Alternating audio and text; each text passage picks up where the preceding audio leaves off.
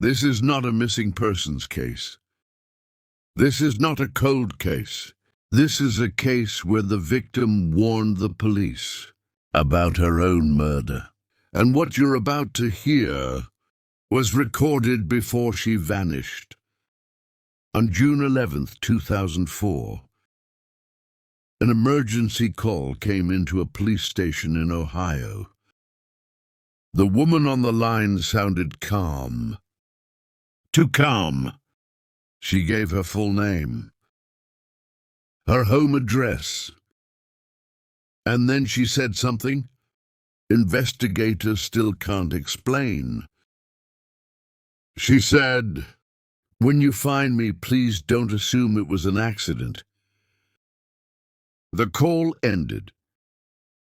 Police never located the caller. And 3 days later, she disappeared forever. Hilliard, Ohio, a quiet suburb just outside Columbus. The kind of place where neighbors recognize each other's cars, where nothing ever really happens. Until it does. 32-year-old Rebecca Lawson lived alone. No criminal record, no known enemies. Friends described her as cautious, private, extremely organized, which is exactly why what happened next makes no sense. Rebecca Lawson followed routines.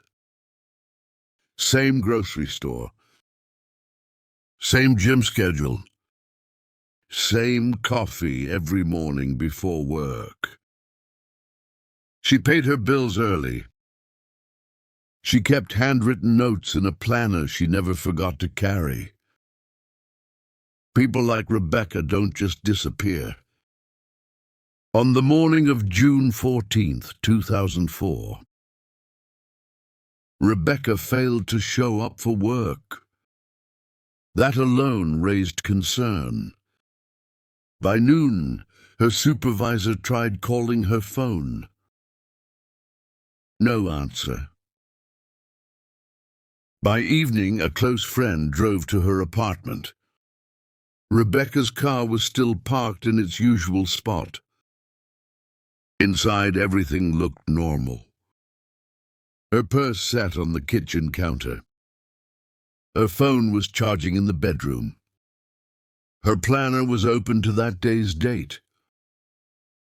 There were no broken locks, no signs of a struggle, no note.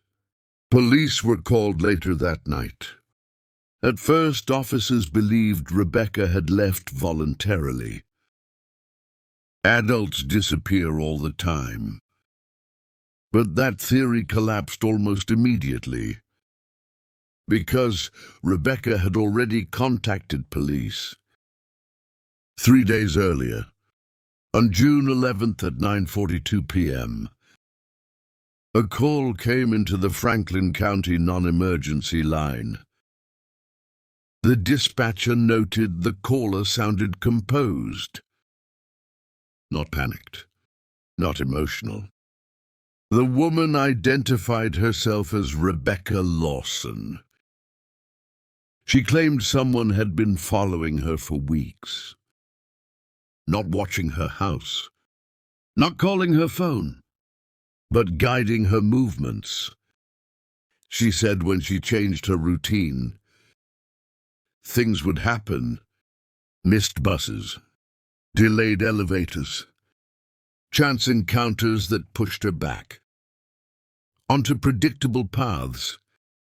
At first, police assumed paranoia, until Rebecca said one final sentence. She said, "If something happens to me, I need you to know I didn't do it to myself." The dispatcher asked her to come into the station the next day. Rebecca agreed. She never showed up. When investigators reviewed the call after her disappearance, they noticed something disturbing. The call had never been officially logged. No incident report, No follow-up. It existed only as a backup recording, as if it had slipped through the system unnoticed. Police searched Rebecca's apartment again. They found no evidence of forced entry. No blood, no unfamiliar fingerprints. But inside her bedroom closet, untaped behind a shoebox, they found something else. A folded piece of paper. It listed dates, times, and 7 license plate numbers. All 7 plates traced back to rental cars, rented in different cities, under different names. All returned within 24 hours. Investigators believed Rebecca had been tracking someone, or multiple people, but no connection could be proven. Then the case took a darker turn. A week after Rebecca vanished, her bank flagged suspicious activity. Someone attempted to withdraw cash using her debit card. The ATM camera captured the person, but the footage was nearly useless. The individual wore a baseball cap, sunglasses, and a medical mask. Years before masks were common, they stood just outside the camera's clear view. The withdrawal failed. No more attempts were ever made. In the days before Rebecca disappeared, she received multiple calls from a blocked number. Each call lasted less than 10 seconds.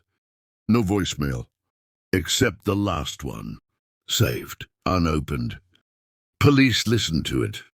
6 seconds of silence, then breathing, and one whispered word, so faint it required audio enhancement. Soon, despite media attention across the Midwest, no suspects emerged. No ex-partners, no workplace disputes, no financial motive. Months passed. Then in 2007, a hiker in rural Indiana made a discovery. A decomposed cell phone near an abandoned rest stop.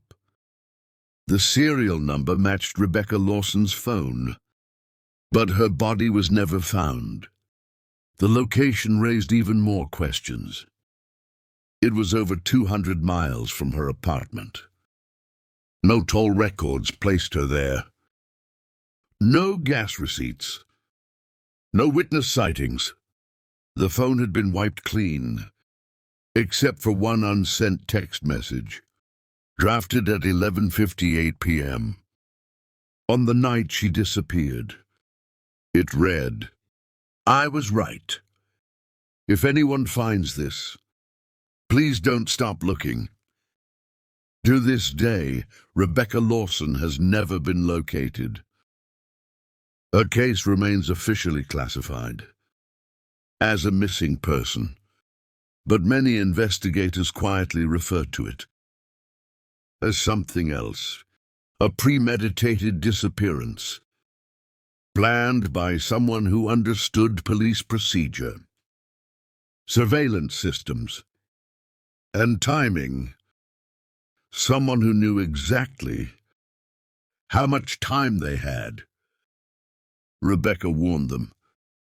She called before she vanished. She documented what she saw, and she left proof behind. So the real question isn't if someone took her. It's this. Why did she know? It was coming.